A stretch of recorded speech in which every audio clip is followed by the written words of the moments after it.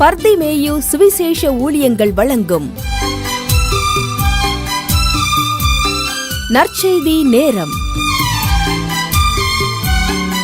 தேவ செய்தி pastor R. Augustine.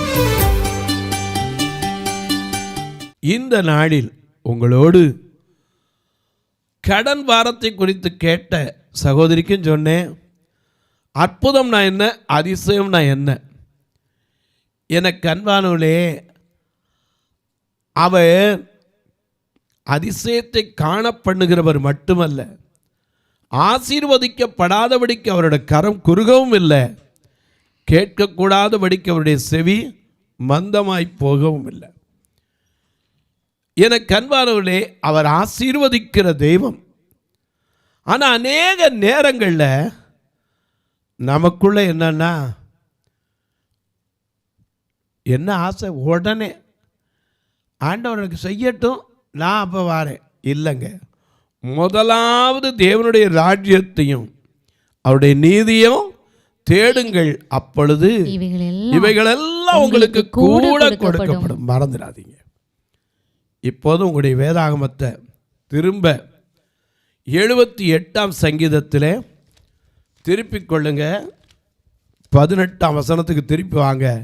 ஏன்னா அந்த அதிசயத்தை காண்பிக்கிறதுக்கு ஒரு காரியத்தை உங்களுக்கு சொல்ல போகிறேன். சொல்லிவிட்டு இந்த செய்தி இந்த 6 பேசி முடிக்க முடியாது. இருந்தாலும் ஆண்டவர் சித்தமான இன்னொரு முறை வரும்போது இதை குறித்து தியானிக்கலாம்.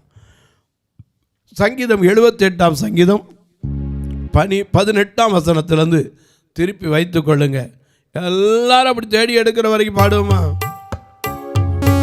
ஆத்துமமே என் முழு உள்ளமே ஆண்டவரை தொழுதேத்து தாழ்வரை அன்பு வைத்தாதரித்து ஆண்டவரை தொழுதேத்து போற்றிடும் பாலோ பூதலத்துள்ளோர் சற்றுதற்கரிய கல்வையுள்ள போற்றிடும் பாலோ பூதலத்துள்ளோ சற்றுதற்கரிய கல்வையுள்ள ஆத்துமமே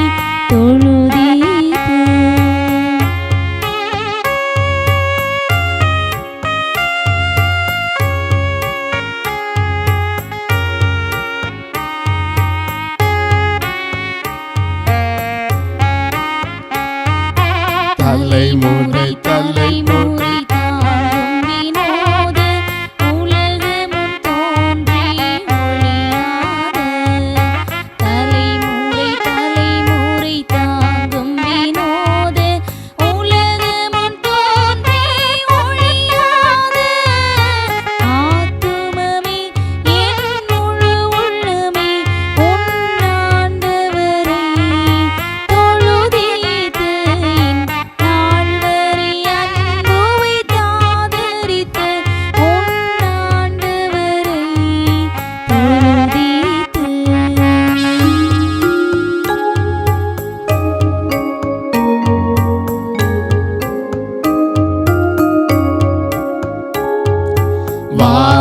நோய் துன்பம் மாற்றி அகந்த போதனம் செய்து தந்த நோய் துன்பம் மாற்றி அனந்த போதரும் தயை செய்து தந்த ஆத்துமமே என் முழு உள்ளமே உன்னாண்டவரை தொழுதேத்து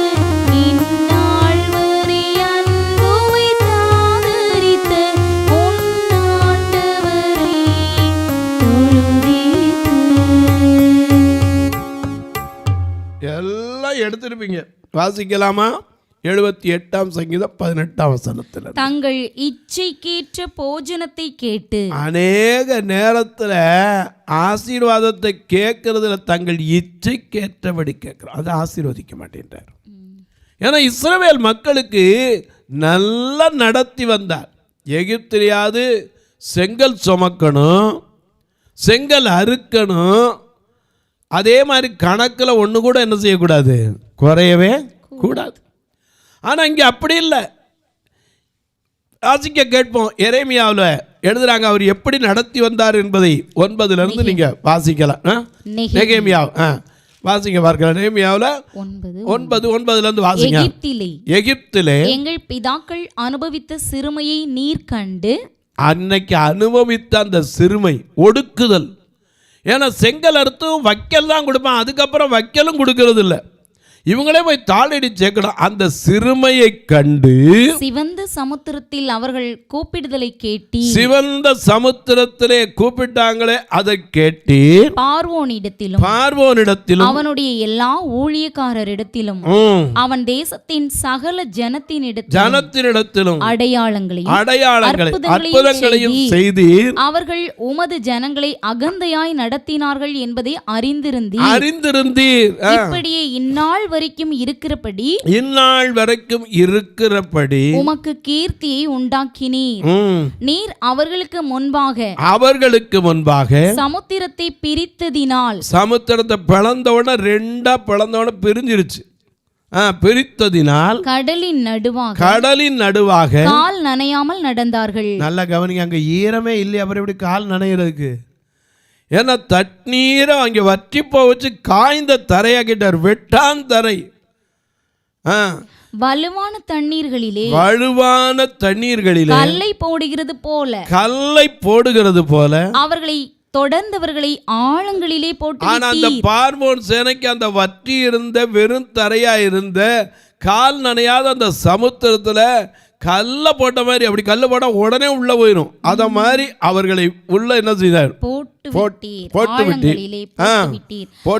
பகலிலே மேகஸ்தம்பத்தினாலும் அவர்கள் நடக்க வேண்டிய வழியை அவர்களுக்கு வெளிச்சமாக்க, இரவிலே அக்கினி ஸ்தம்பத்தினாலும் அவர்களை வழி நடத்தினீர். அதான பாடுறோம். பகலில் மேக ஸ்தம்பமாயிருந்து, இரவில் அக்கினி ஸ்தம்பமாயிருந்து, பகலில் மேக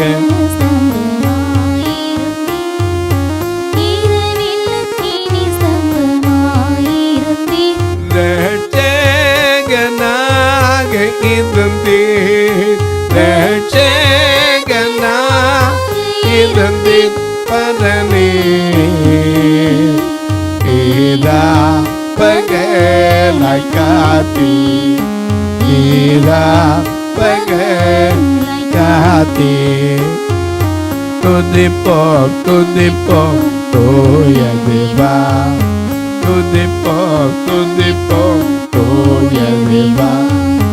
கதிப்பரதல் பரனை வாதம் பணிந்து துதிப்போம், வாதம் பணிந்து துதிப்போம் பரனை. ஈரா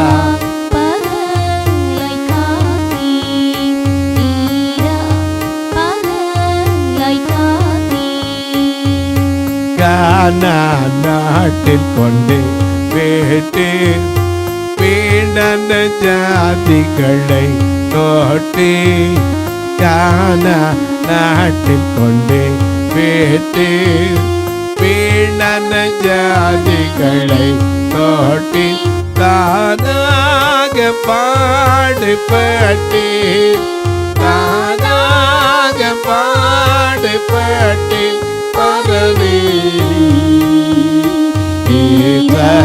மதானம் தல்வி, நேச மதானம் தல்வி. துதிப்போம்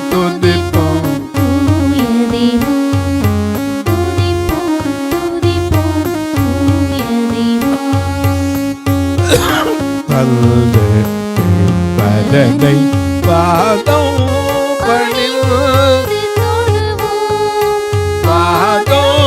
பணிந்து துதிப்போம் பரனே. ஈரா பகலாய் காத்தி,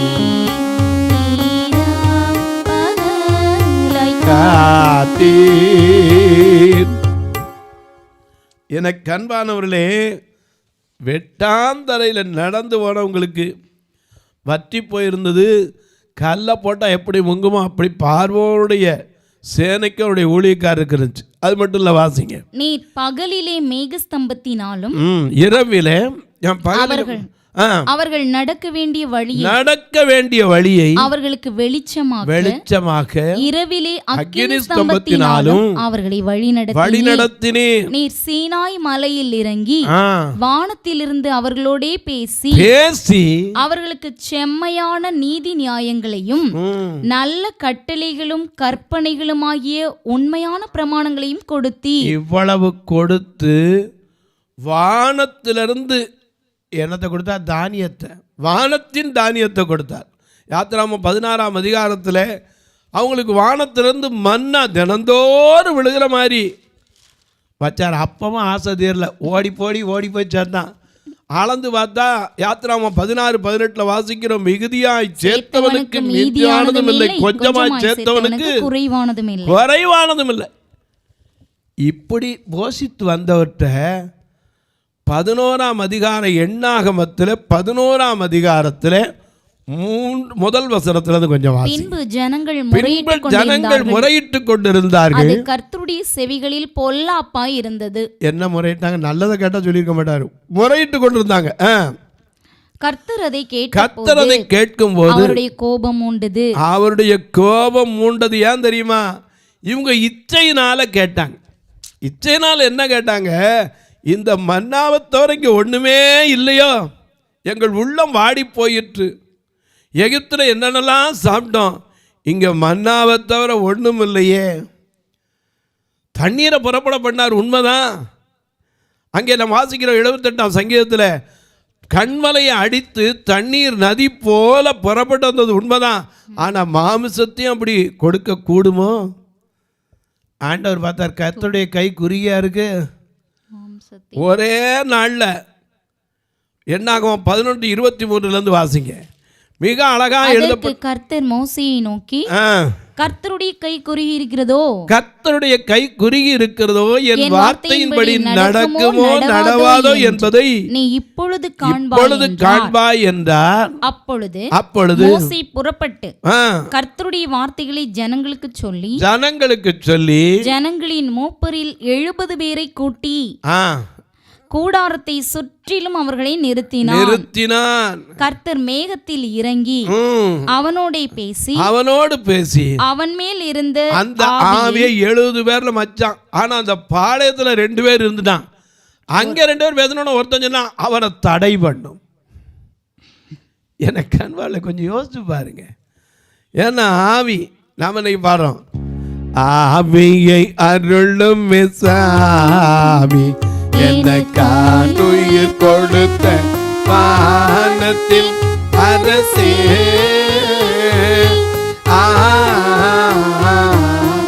ஆவியை அருளும் சாமி. பாவிக்கு ஆவி கனி என்னும் ஸ்நேகம், பரம சந்தோஷம் நீடிய சாந்தம். பாவிக்கு ஆவி கனி என்னும் ஸ்நேகம், பரம சந்தோஷம் நீடிய சாந்தம். தேவ சமாதான தயவும் திட விசுவாசம் சிறிதலும் இல்லை. தேவ சமாதான குணதயவும் திட விசுவாசம் சிறிதலும் இல்லை. ஆவியை அருளும் சாமி எனக்கானுயிர் கொடுத்த அரசே,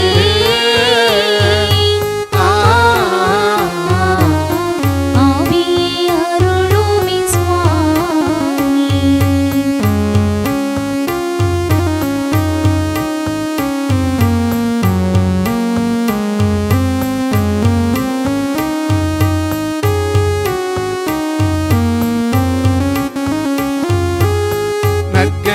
தேடி வரும் காலங்கள் அல்லவோ, நான் ஒரு கன்னியற்ற வாழ்மரம் அல்லவோ, கண்ணி தேடி வரும் காலங்கள் அல்லவோ, நான் ஒரு கண்ணியற்ற வாழ்மரம் அல்லவோ, கண்ணி முகம் காணாமல் பயிர் அல்லவோ, முழு நெஞ்சம் இல்லை பெற்ற உபநிலம் அல்லவோ, கண்ணி முகம் காணாமல் பயிர் அல்லவோ, முழு நெஞ்சம் இல்லை பெற்ற உபநிலம் அல்லவோ, ஆவியை அருளும் சாமி எனக்காய் உயிர் கொடுத்த வானத்தில் அரசே.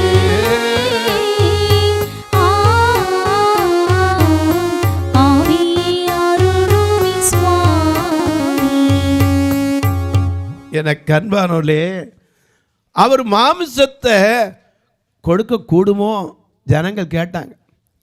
ஏன்னா இங்கேனா ஆடு மாடை அடித்து கொண்டாட முடியும், வனாந்தரம் என்ன இருக்குது, தண்ணீரை வர வச்சார்.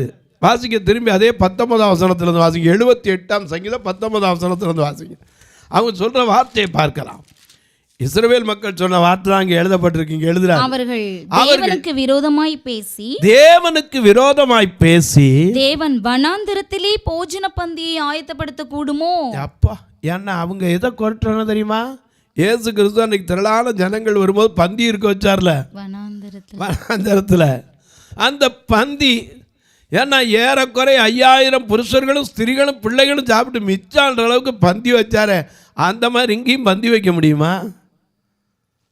தேவன் போஜன பந்தி. எனக்கு அன்பானவர்களே, லூக்கா 22:15 அவரே சொன்னார், நான் உங்களோடு புசிக்க ஆசையாக இருக்கேன் சீசனோட சொன்னார்.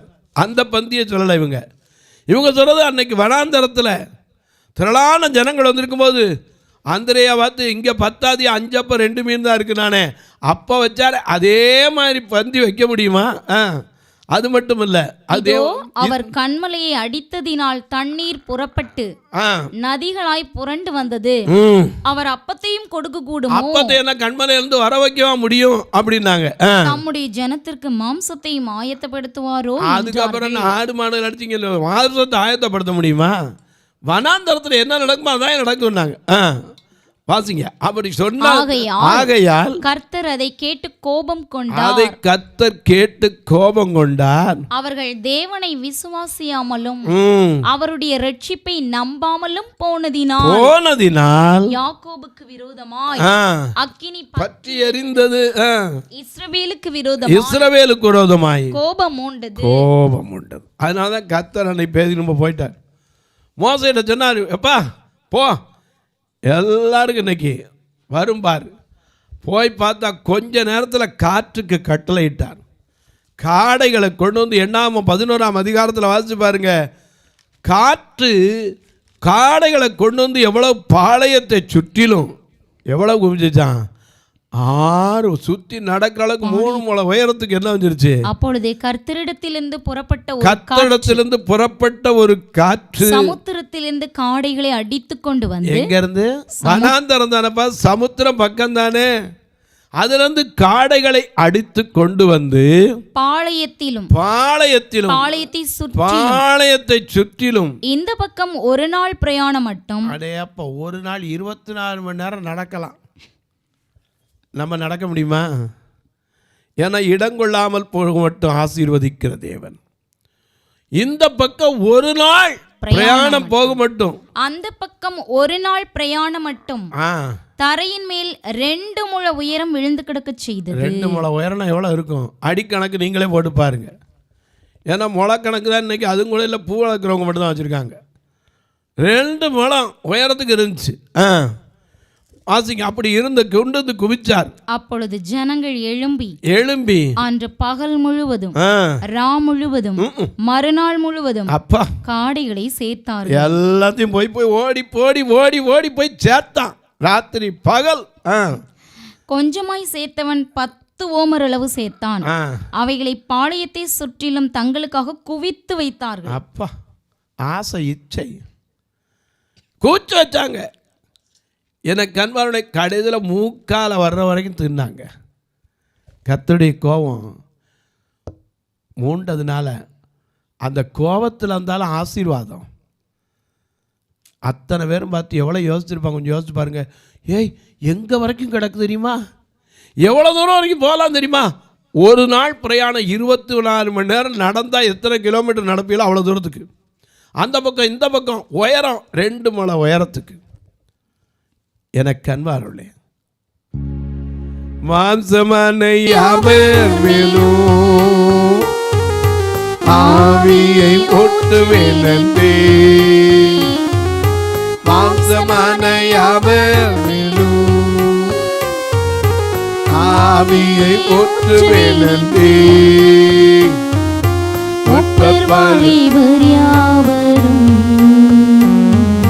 தீர்க்கதரிசனம் சொல்வாரே, மூப்பர் வாலிபர் யாவரும் தீர்க்கதரிசனம் சொல்வாரே, ஒழித்திடும் வல்லமை, உன்னதத்தில் வல்லமை, ஆவியில் வல்லமை, அக்கினியில் வல்லமை, ஒழித்திடும் வல்லமை, உன்னதத்தில் வல்லமை, ஆவியின் வல்லமை, அக்கினியின் வல்லமை, வல்லமை தேவை தேவா, வல்லமை தாரும் தேவா, தேவை தேவா, இப்போ தாரும் தேவா,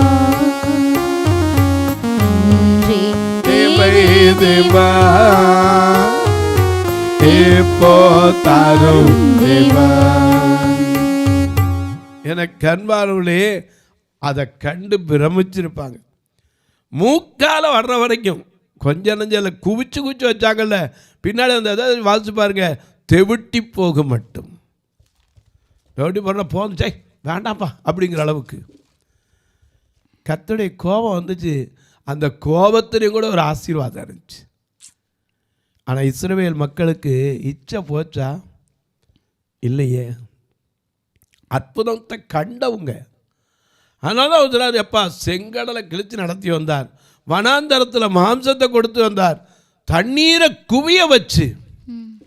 யோசுவா 3ஆம் அதிகாரத்திலே 6ஆம் அதிகாரத்தில் பார்க்கிறோம், யோர்தான் கரை புரண்டு ஓடுகிறது. ஆசாரியர்கள் உடன்படிக்கை பெட்டி தூக்கிட்டு வராங்க. ஆனால் அறுப்பு காலம் முழுதும் யோர்தான் கரை புரண்டு ஓடும். அந்த யோர்தான் நீ வந்து போது எப்படி போக தெரியல. உடன்படிக்கை பெட்டி தூக்கிட்டு போக சொல்லுங்கப்பா. ஆசாரியர்கள் உள்ளங்கால் தான் தண்ணியில் பட்டுச்சு, தண்ணி அப்படி குவிந்து நிற்கும். எரிகோ கிட்ட வேற ஒன்றும் ஆயுதம் எடுத்துகிட்டு போகல. அங்கே போய் துதிச்சு 7ஆம் நாள் ஆர்ப்பரித்தாங்க, அலங்க இடிஞ்சதான். இத்தனை அற்புதத்தை கண்ட மக்கள் விசுவாசிக்கலையே. இன்றைக்கும் சொன்னேன், அற்புதம்னா என்ன? ஆயுதம் இல்லாமல் உனக்கு முன்னாடி இருக்க தடை இடியும். அற்புதம்னா என்ன? கடக்கக்கூடாத இடத்துல நீ கடந்து போவ. அற்புதம்னா என்ன? நீ கண்டிராத ஒரு ஆச்சரியம், அதுதான் அற்புதம், அதிசயம். தொலைக்காட்சியில் பார்க்கிற என் அன்பு மக்களே, இந்த நிகழ்ச்சியை நாள்தோறும் பார்க்குறீங்க, கேட்குறீங்க, பரவசம் அடைகிறீங்க, ரொம்ப நல்லது. ஒரு வார்த்தை ஜெபம் பண்ணுறீங்களா? இது தொடர்ந்து வரணும், இதற்கான தேவைகள் சந்திக்கப்படணும். ஏன்னா ஒவ்வொரு நாளும் தொலைக்காட்சி கட்டணம், கடன் அப்படிங்கிற பேச்சுக்கே வரக்கூடாது. ஏன்னா கர்த்தருக்காக ஊழியத்தை கடன் வாங்கி செஞ்சுங்கிற பேரை எனக்கு வரக்கூடாது. நான் எப்போவுமே ஊழியத்துக்காக கடன் பட்டேன்னு சொல்லவும் கூடாது. ஏன்னா அவர் கடன் கொடுக்கிற வைக்கிறவர், நம்மளை ஆசீர்வதிக்கிறவர். நீங்களும் ஜெபம் பண்ணுங்க. அது மட்டும் இல்லை, எங்களுடைய ஆலயத்தில் எத்தனையோ கட்டுமான பணிகள் பாதியில் நிற்கிற பார்க்குறீங்க. மதுரையிலலாம் பார்த்தீங்கன்னா முன்னாடி பெண்களை தங்க வச்சிருந்த, பார்வையில்லாத பெண்கள், படிக்கிற பிள்ளைகள், வயதானவங்களாம் தங்க வச்சிருந்தா இப்போ தங்க வைக்க முடியல. காரணம் என்ன? 2008 ஹாஸ்பிட்டல்ஸ் போட்டு மேலே மாடியில் தங்க வச்சோம். ஆனால் இன்றைக்கி இருக்கிற வெயிலில் ஹாஸ்பிட்டல்ஸில் உட்காரவும் முடியாது. 16 வருஷத்தில் அந்த ஓடு பாதி அப்படியே கொஞ்சம் கொஞ்சம் ஒழுக்கலாகி இப்போ என்ன ஆயிடுச்சு, டேமேஜ் ஆகிட்டு. அதை எடுத்துகிட்டு திருப்பி ஓடு போடுறத விட ஒரு சென்ட்ரிங் போடணும்னு எனக்கு ஒரு ஆசை. ஏன்னா இனி வரக்கூடிய உஷ்ண காலத்துலேயும் உட்கார முடியாமல் இருக்கும். அதனால் கொடிய உஷ்ணங்கள் வர்றதுனால சென்ட்ரிங் போடணும் அப்படின்னு ஜெபம் பண்ணிகிட்டு இருக்கோம். அதுக்கு அன்னைக்கு கொண்டு கேட்டோம், ஒரு 6 லட்ச ரூபா செலவாகும். ஏன்னா எல்லாத்தையும் அந்த இடத்த எடுத்துகிட்டு அப்படியே மேலே சென்ட்ரிங் போட்டுறது அப்படின்னு. ஆண்டவர் தான் அதற்கென்று ஏற்படுத்தி தர வேண்டும். நீங்களும் ஜெபிங்க. உங்கள் ஜெபக்காரி எது இருந்தாலும் காலை 10லேருந்து 5 மணிக்குள்ளே சொல்லுங்கள். ஐயா ஒருவேளை உதவி செய்யணும்னு நினைக்கிறோம், இதற்கு எப்படியா தொடர்பு கொள்ள? ஒரு நேரம் உணவு கொடுக்கவோ, அல்லது ஆத்துமாக்கள் அழைத்து வர்றதற்கு வாகனத்துக்காக கொடுக்கவோ, அல்லது ஐயா ஒரு திருமண காரியத்துக்கோ, கட்டுமான படிக்க, ஒரு ஃபியூனரல் காரியத்துக்கோ எது கொடுக்கனாலும் எப்படி தொடர்பு கொள்ள? இங்கே இருக்கிற 2 நம்பர்லையும் பாருங்கள். ஜிபே, ஃபோன்பே எல்லாம் உண்டு. நீங்கள் தாராளமாக அது வழியாக தொடர்புலாம் என்கிட்ட கேளுங்க. அதற்கான வழிமுறையை சொல்கிறேன். ஒருவேளை ஐயா எனக்கு வில்லு வைக்கணுமே அப்படின்னு கேட்டீங்கனாலும் அதற்கான வழிமுறையை உங்களுக்கு சொல்லுவேன். நீங்கள் தாராளமாக கேட்கலாம். உங்களுக்காக ஜெபிப்பேன். இப்போ உங்களுக்காக ஜெபிக்கட்டுமா? நல்ல பிதாவே, நன்றியோடு துதிக்கிறோம் சுவாமி. நல்ல நாளில் ஆண்டவருடைய நாமத்தினாலே அற்புதம் என்றால் என்ன, அதிசயம் என்றால் என்ன, இந்த கேள்விக்கும் பதில் சொல்ல.